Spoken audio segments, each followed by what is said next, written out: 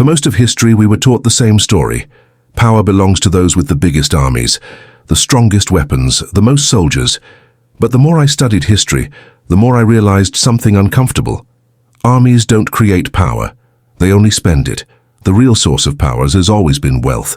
Before armies, there was money. Let's start here. Before an empire could raise an army, it had to pay one. Before it could conquer land, it had to manage revenue. Ancient Rome is a perfect example. Rome didn't dominate the world just because of discipline or strategy. It dominated because it mastered taxation. Land taxes, trade taxes, customs duties. Rome built a system where money flowed constantly to the center. Those famous Roman roads, they weren't just military highways. They were financial arteries. Money moved faster. Control tightened. Power grew. This pattern repeats everywhere in history. No stable money system. No lasting power. Why money equals trust? Money is not just currency. Money is trust made visible. When people accepted Roman coins or Islamic gold dinars, they weren't trusting the metal.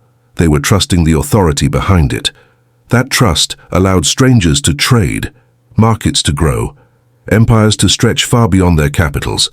And here's the key point. The moment people stop trusting money, they stop trusting the empire. No army can fix that. Armies follow wealth, not the other way around. This is where history gets misunderstood.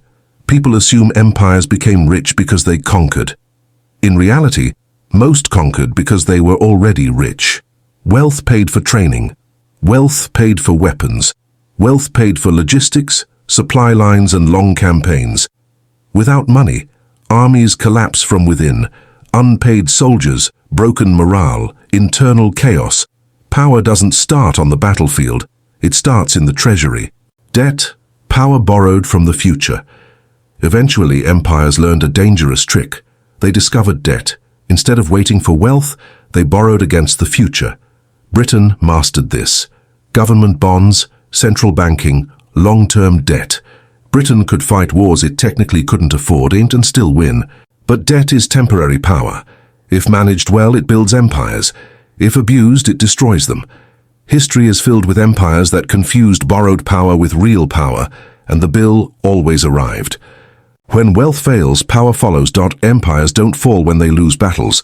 They fall when they lose economic control, when inflation rises, when currency loses value, when inequality grows so extreme that the system feeds a few and drains the rest.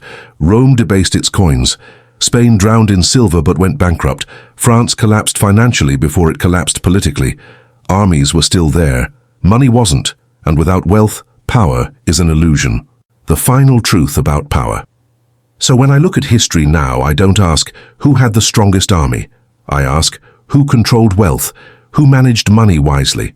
Who adapted their financial system to reality? Because armies enforce power, but wealth creates it. Empires rise when money systems are trusted, flexible, and productive. They fall when those systems become corrupt, rigid, and disconnected. In the end, power was never about swords. It was about numbers.